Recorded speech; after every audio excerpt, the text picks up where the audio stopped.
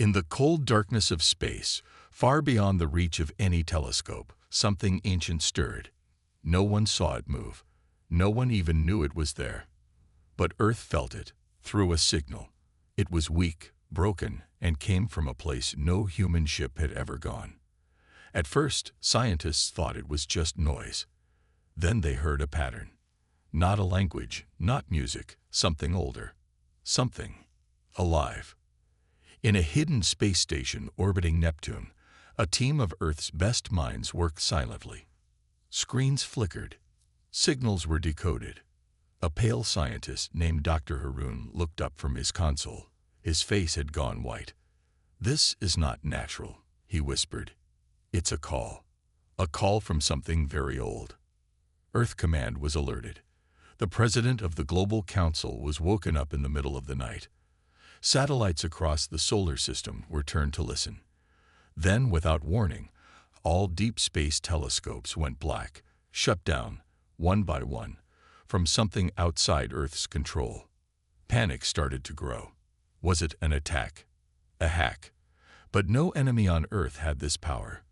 Then, from deep in the archives of a forgotten Mars base, an old file was found. It had been buried for over 100 years. The file contained one line, written in a shaky human hand. "If the stars speak again, we are not alone.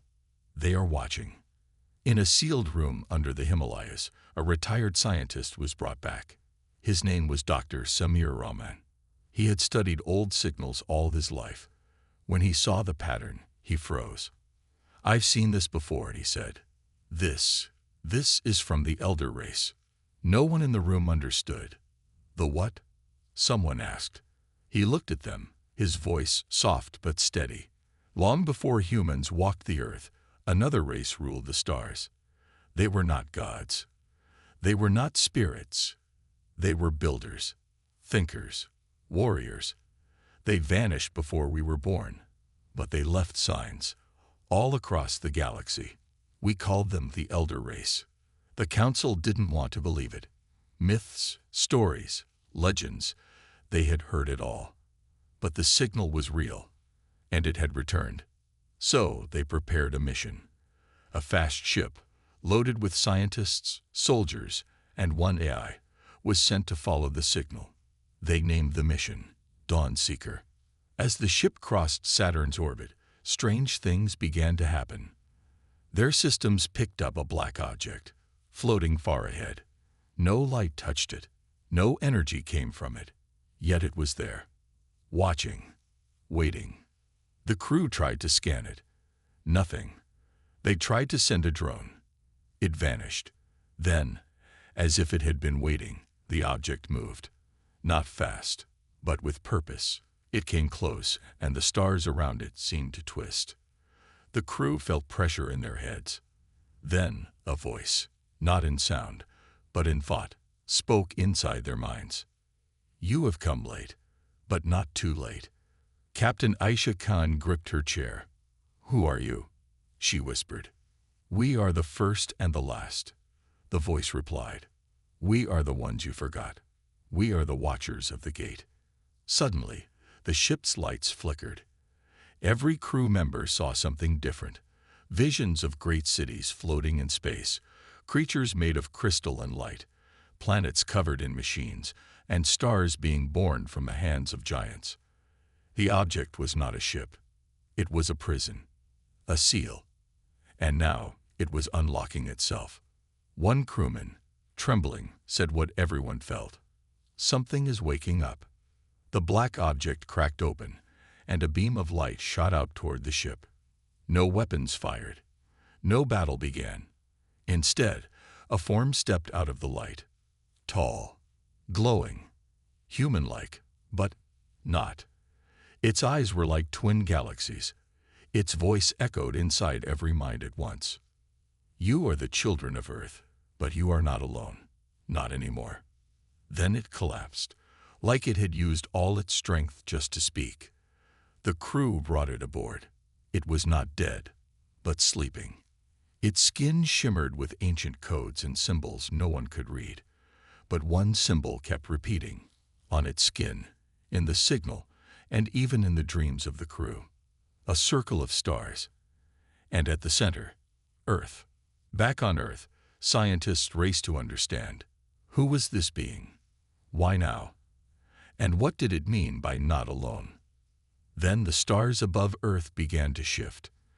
Telescopes that were still working picked up something impossible. A wave, something big, moving toward the solar system from deep space. Dr. Rahman looked up at the night sky from the ground and spoke softly. They're coming. But I don't think they're all friendly. The screen turned to black. One line appeared. The stars are remembering what was forgotten. The being they brought onto the ship did not move. It looked like a statue made of glowing stone and quiet fire. Its body was tall and strong, but its face was peaceful. The crew kept watching it, unsure if it was sleeping, dying, or something else. The ship's AI scanned it again and again, but the data made no sense. It had no heartbeat, no blood, no breath, but it was alive. Captain Aisha stood close, her hand resting near her weapon. It said, "We are not alone," she whispered. What did it mean? No one answered. Even the scientists were silent. Everyone felt something strange around the being, like time itself was different near it. Dreams started to come, first to the AI, then the crew. They saw towers reaching into the stars, ships as big as moons, and creatures that walked between suns. One night, the being opened its eyes. There was no warning. One moment it was still, the next its eyes shone like twin stars. The ship shook, and every screen went black. Then a voice spoke, not out loud, but inside everyone's head. "I have slept for ages. You have awakened me." Dr. Haroon stepped forward slowly. Who are you?" The being stood. It moved with grace, like a wave on water. "I am called Rethkal. I was one of the elders, one of the watchers. You call my kind the elder race." The crew stared in silence. Captain Aisha asked, "Why did you speak to us? Why now?" Rethkal looked at the stars outside the ship's window. "Because they are returning. The forgotten beasts, the ones we locked away. Your world is not ready, but the gate has opened, and they have smelled life." Everyone looked at each other. "Beasts?" A soldier asked. "Like aliens?" "Not aliens," Rethkal said. "Predators of stars, eaters of thought. We fought them. We caged them. But we could not destroy them. We left guardians, machines, signs, warnings, but your kind forgot." Rethkal walked slowly to the center of the ship. The lights bent around him, and the crew felt heavy, like something large was moving above them. Then he said a word in a language no one knew, and outside, a small star appeared in the distance. But it was not a star. It was moving. It was alive. Earth Command received the message minutes later. Telescopes picked up a shape far out past Pluto. It was huge, bigger than any ship ever seen. It was not metal, not rock. It was growing, feeding on light. Back on the ship, Rethkal closed his eyes. They are called the star beasts. Born in darkness, raised in silence, we locked them outside the known galaxy. But the lock is broken. One has escaped. Captain Aisha asked the question no one wanted to ask. "Can we stop it?" Rethkal looked at her. "You? No, not alone. But there is still hope.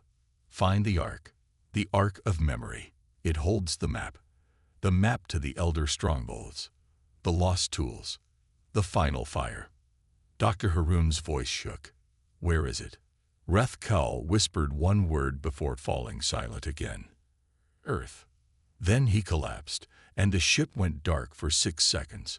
When the lights returned, he was asleep again, so deep that not even the AI could wake him. Captain Aisha turned to the crew. "We're going home." Back on Earth, fear was spreading. People felt it without knowing why. Animals acted strange. Dreams became heavy. And in the skies, one by one, the stars looked Wrong. Earth Command called an emergency meeting. The scientists, generals, and leaders gathered underground. When they heard about the Star Beast and the Ark, many were afraid. But one man stood, General Kazim, commander of Earth's secret defense fleet. If the Ark is on Earth, he said, we will find it. If these monsters are coming, we will face them. Humanity won't kneel. Dr. Rahman, sitting nearby, whispered to himself, we are children standing where giants once walked. But maybe, just maybe, we've inherited more than we know. As Dawn Seeker returned to Earth, something strange began to happen. Around the planet, old ruins began to hum. Forgotten temples, ancient caves, places no one had entered for centuries, all began to glow with faint light. Symbols appeared on stones that were thought to be just myths. And in Antarctica, a satellite picked up something impossible. A doorway, buried under the ice, huge, glowing, alive. Earth sent a team at once. As they drilled into the ice, they felt heat, not from the ground, but from something inside the gate. Machines stopped working. Watches ticked backward. And then, the ice cracked. The screen turned black. One line appeared. The gate has remembered. And now it waits. The ice cracked like thunder across the white desert of Antarctica. Soldiers stepped back. Scientists held their breath. Lights on their scanners blinked wildly. Something was waking up under the ice. A machine, maybe a building, maybe something alive. No one knew for sure. As the last piece of ice broke, the team saw it. A giant black doorway, standing tall like a forgotten monument. Symbols glowed across its surface, slowly spinning like clockwork. Then, without a sound, it opened.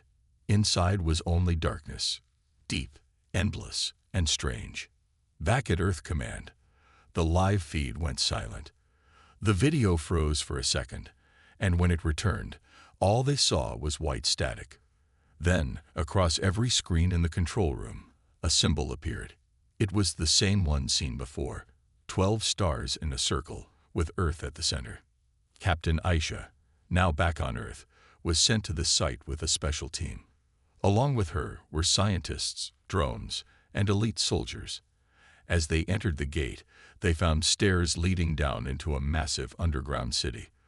The walls were smooth, made of stone and metal fused together. Lights came on as they walked, sensing their presence. Deep inside the city, they found something impossible.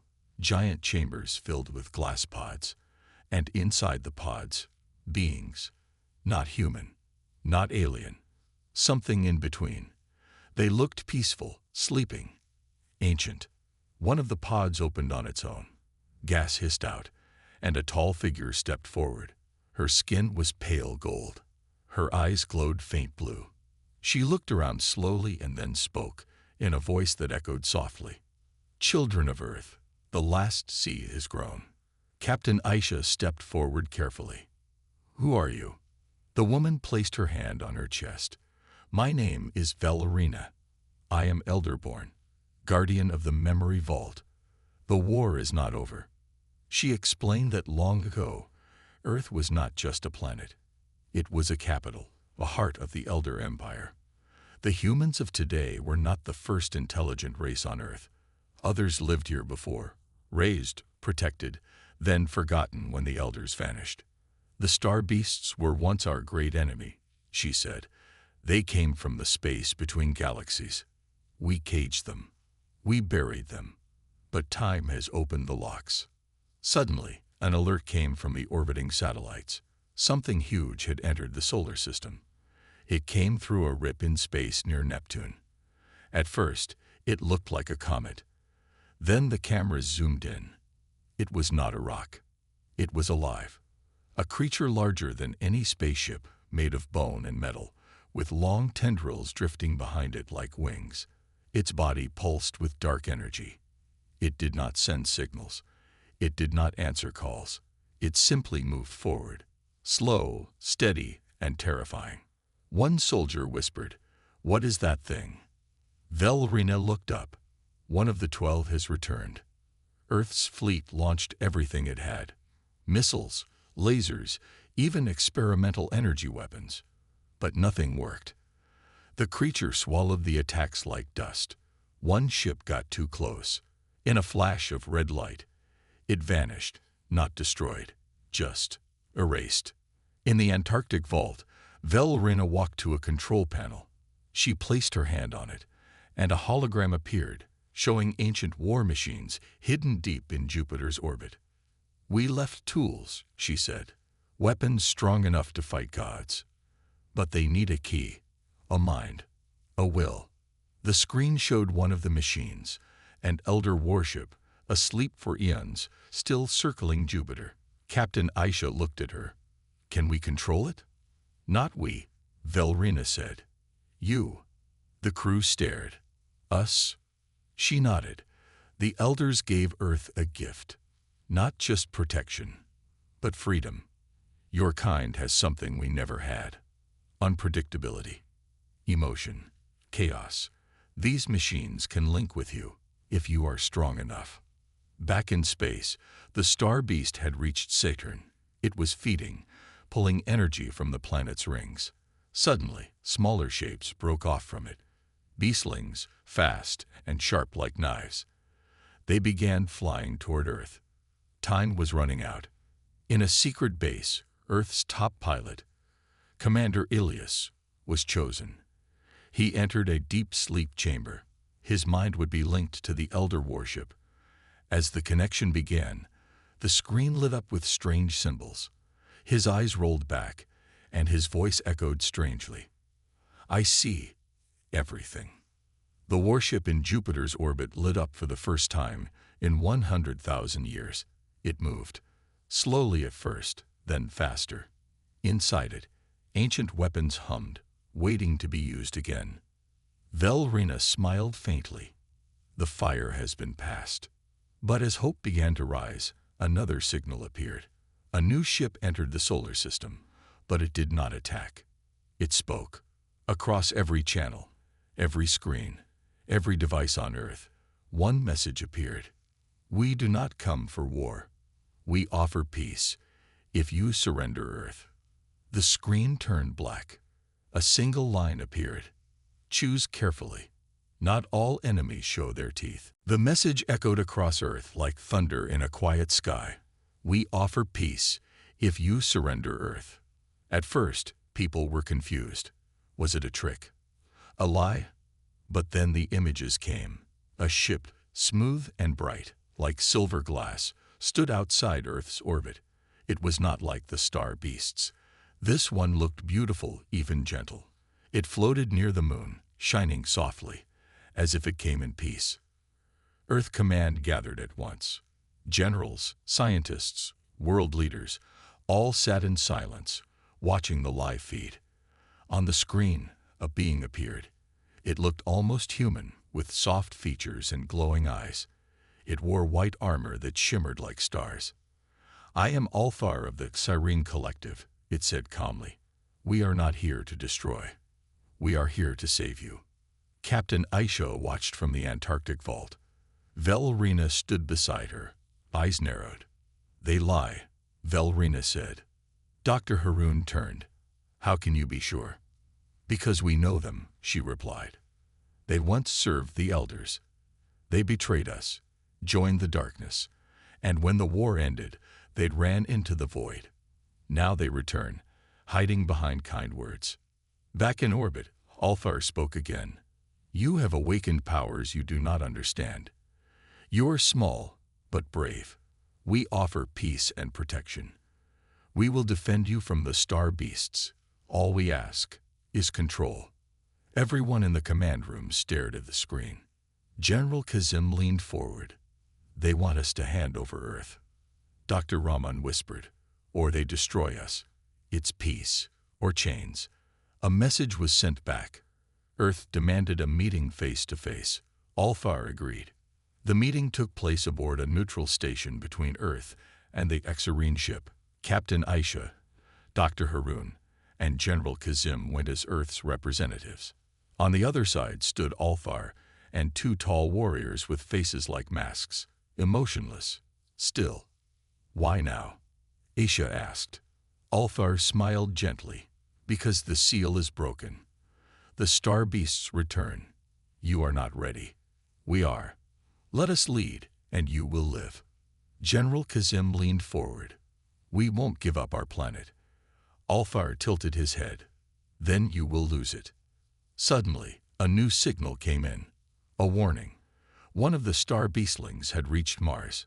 Earth's automated station there was gone. Melted. No survivors. No debris. The Caxarine showed no emotion.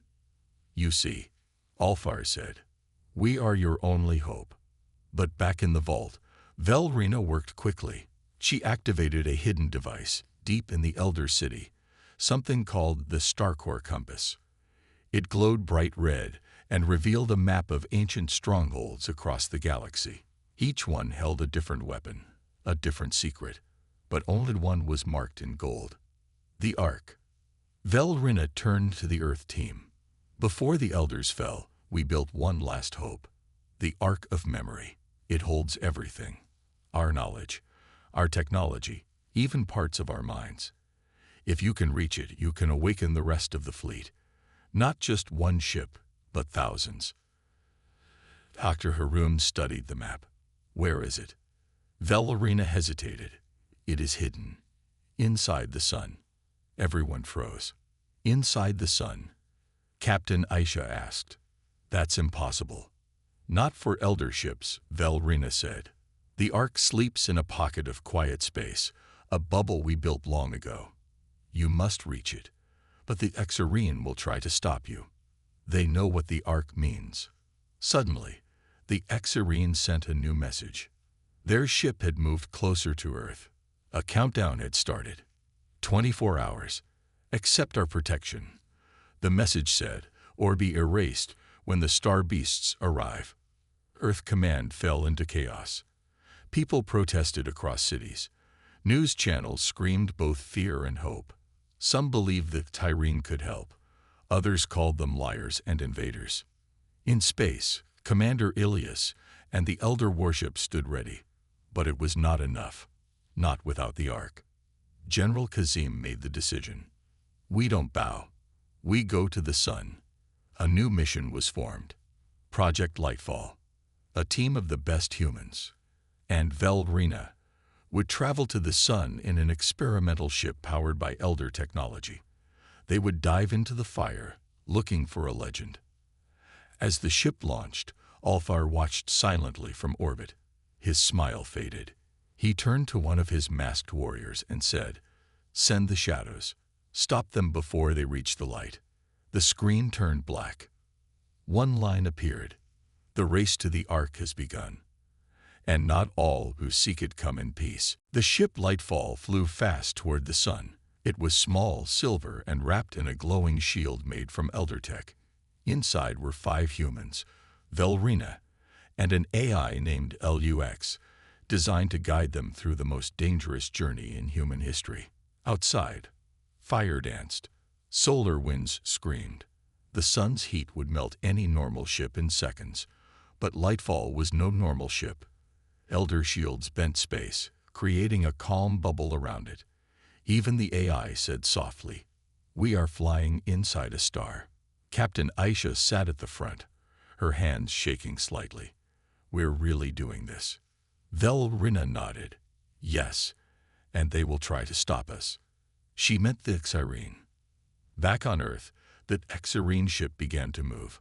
It turned away from Earth and followed Lightfall, sending 300 drones ahead. Fast, deadly machines shaped like blades. Their job, destroy Lightfall before it reached the Ark. Inside the sun, Lightfall reached a strange area. Everything became quiet. The fire turned blue. The crew looked outside and gasped. There it was, a giant golden sphere floating in a space that should not exist. It was the Ark, larger than a city, covered in markings older than any human language. It pulsed slowly like a sleeping heart. "We found it," Dr. Haroun whispered. "It's real." But just as they got close, the alarms rang. LUX spoke fast. Warning. Incoming attack. 3 objects. High speed. The hunter drones have found them. Velrina stood. I will protect the Ark. Get close. Wake it.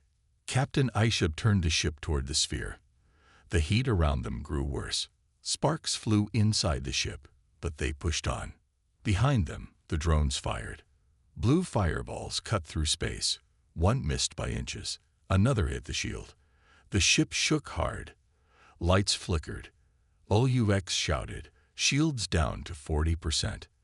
Velrina raised her hands and spoke in an elder language. A shield formed outside the ship, blocking one of the drones. It exploded in a bright flash. But the other 2 kept coming. We need more time. Dr. Haroun shouted. Then Commander Ilyas appeared. Far above, near the edge of the sun, the elder warship flew in. Fast and bright, it fired a beam of white light, cutting through one of the drones. The final drone turned to fight, but it was too late. Ilyas whispered through the comms, "You're clear. Go." Captain Aisha brought the ship close to the Ark. A door opened. It pulled them inside, slowly, like gravity. Inside the Ark, everything was silent. The walls glowed gold. Floating lights lit their path. There were no buttons, no screens, just smooth halls and deep hums. Velrina led them forward. This place remembers everything. The war, the fall, and you. They reached a chamber with a round table. Symbols floated above it, turning slowly. Velrina touched one, and it opened a map, thousands of elder ships sleeping across the galaxy. Dr. Haroun whispered, "If we wake them, we can fight," Aisha said. But the Ark wanted more. It began scanning them. Lights circled the humans. Their memories, fears, and hopes played like videos in the air. Then the Ark spoke. Not in sound, but in feeling. In light. "Will you carry our fire?" Captain Aisha stepped forward. "We will." Suddenly, the Ark glowed bright. Lights shot across the room, reaching into the far corners of the galaxy. Beacons lit up on faraway worlds. Ships long asleep began to move. The elder fleet was waking. Back near Earth, the sky changed. People looked up and saw stars blinking, then glowing. The message appeared across every screen. The Ark has awakened. The fire lives again. But hope brought danger. The Tyrene leader, Althar, stood in silence, watching from his ship. He turned to his warrior. They found it. The warrior asked, "Should we attack Earth?" Althar shook his head. "No, we attack the Ark." He sent a command. A weapon deep in space moved. It was dark, like a black hole wrapped in metal. It had no name. It had one job, to erase the past. The Ark felt it. Inside, Velrina fell to her knees. "They're sending the null." Dr. Haroun looked confused. "What is that?" "A weapon that doesn't destroy," she said. "It erases history, time, memory. If it touches the Ark, the elders will be forgotten forever." Captain Aisha turned to her team. "Then we stop it." The crew returned to Lightfall. They didn't have much time. The null weapon was already moving through space, heading straight for the sun. LUX said, "Chance of survival, 2%. Aisha smiled. "Then let's beat the odds." As Lightfall flew out of the sun, a voice whispered across the ship. It was the Ark. "You are no longer alone. The stars remember you." And behind them, dozens of elder ships opened their eyes. The war had begun again. But this time, humanity would not stand in the dark. Not anymore. The dark weapon called the Null moved through space like a silent shadow. It had no engines, no heat, no life. But it pulled everything into itself. Light, sound, memory. Even the stars near it began to fade. One by one, they went dark. From the command deck of Lightfall, Captain Aisha stared at the screen. "It's eating space." LUX, The ship's AI responded calmly. Correct. The null does not kill like other weapons. It erases history. If it reaches the Ark, nothing will remain. Not the Elders, not their ships, not even the memory of what they were. Commander Elias, still linked with the Elder warship orbiting Jupiter, joined the call. I'll engage it. Buy you time. Velrina stepped forward. Her golden skin glowed faintly. You cannot face it alone. The Elders made the null. It was never meant to be stopped. But it must be, Aisha said firmly, or Earth will lose everything. Then something unexpected happened. Elder ships, hundreds of them, awakened across the galaxy. The signal from the Ark had reached them. Each one lit up like a rising star, their AI systems linked to Earth's command center. They waited for orders. For the first time in 100,000 years, the Elder fleet had a leader again. Captain Aisha. Velrina bowed slightly. They are yours now. Aisha gave a single order. Defend the Ark. Hold the line. The fleet moved. They circled the sun, forming a wall of fire and metal. Giant ships with long wings, small fighters with spinning rings, heavy cruisers glowing with strange energy, all ready for war. But the Tyrene were not done. Alfar, the calm, silver-faced leader, stood inside his shining ship. He watched the Elder fleet gather, and for the first time, his eyes darkened. They choose chaos, he whispered. He sent his own fleet. Serene warships, fast and sharp, appeared from deep space. They moved like a single body, trained and cruel. Their goal: destroy the Elder ships before they could stop the null. The battle began. In the silence of space, light became fire. Elder beams clashed with serene plasma. Ships exploded, twisted, vanished. Earth watched the war unfold like a dream, beautiful and terrible at the same time. Commander Elias flew at the front.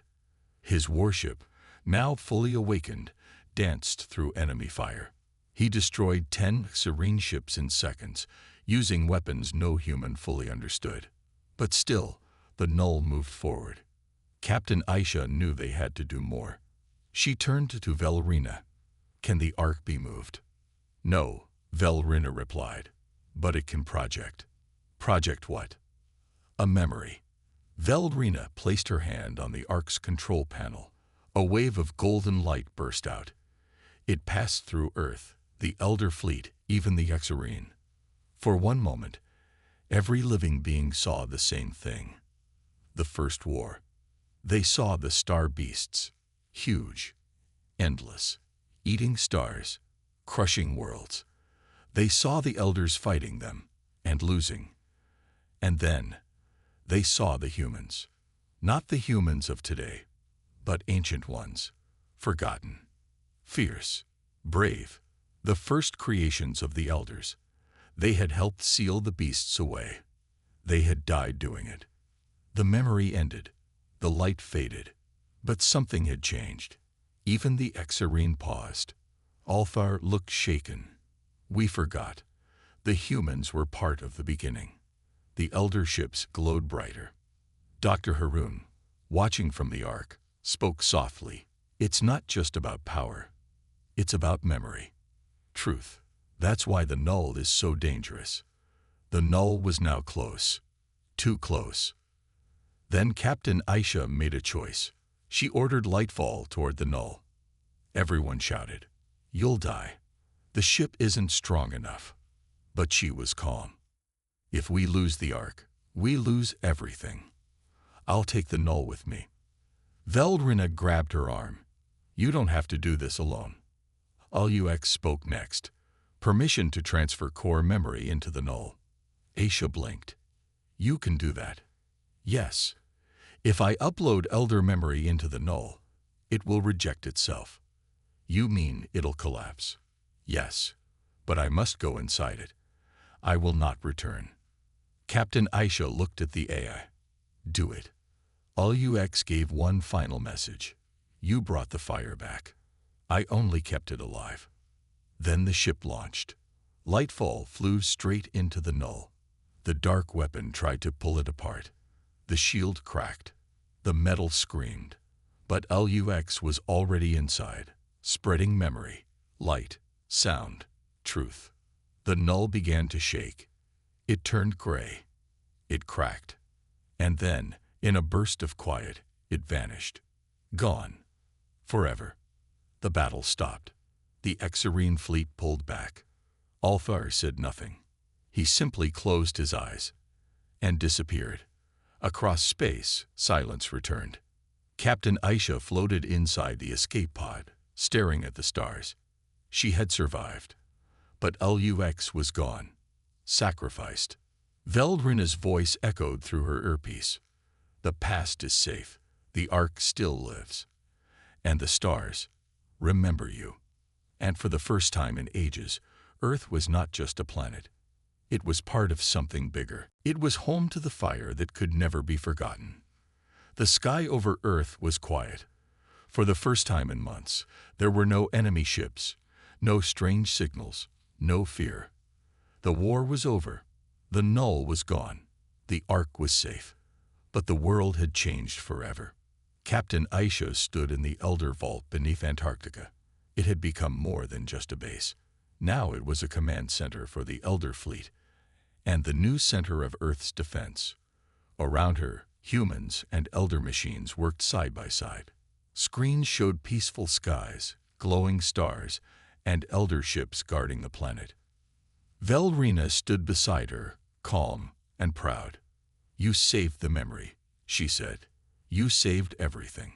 Aisha looked at the stars on the screen. "We didn't just save it. We became part of it."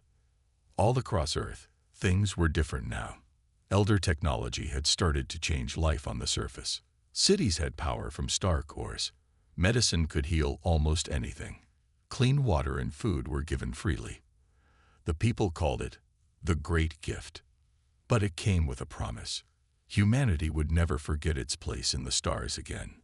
Dr. Harum gave a speech at the United Nations, standing beside the Ark's memory crystal. "For too long, we thought we were alone. Now we know.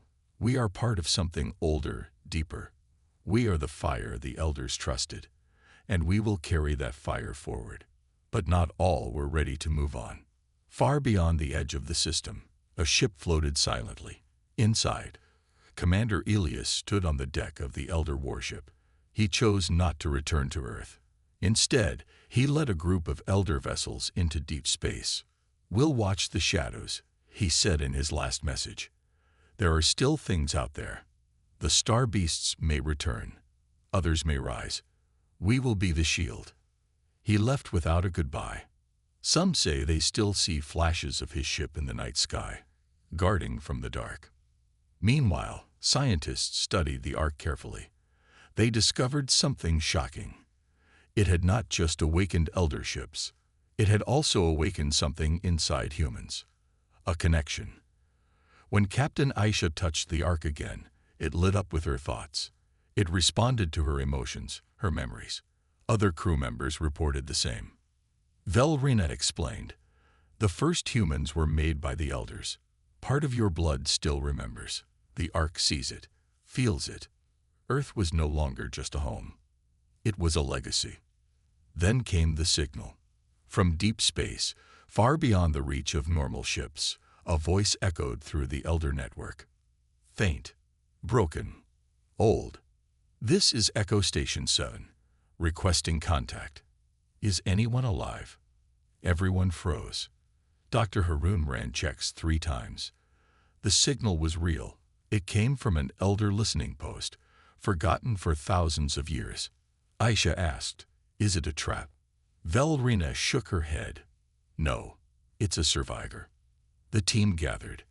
They sent a message back. "This is Earth. We are alive. The Ark has awakened. The fire is returning." There was silence for a long moment. Then the reply came. "Then you must know, the star beasts are not gone. They are only sleeping. The seal is breaking." The room went cold. Earth had won a great battle, but not the war. Still, this time, it would not face the darkness alone. Earth now had elder fleets. It had the Ark, and it had something more powerful than any weapon: hope. Captain Aisha stood on the bridge of a new ship, built with human hands and elder design. Its name, Memory of Light. She looked at her new crew, humans, elder-born, AI minds. Different species, one purpose. She gave the order, chart a course. To the edge of the map. Dr. Haroon laughed. We've never gone that far. That's the point, she said. Let's remind the stars who we are. As the ship lifted into space, the Ark sent one final message, written in light across the sky. The forgotten have returned. And this time, they remember everything. The camera would slowly pull back, showing Earth glowing, elder ships flying like birds in formation, and beyond them, the dark stars waiting. Somewhere in that dark, the next chapter waits. But now, humanity is ready. They are not just survivors. They are the fire that will never die.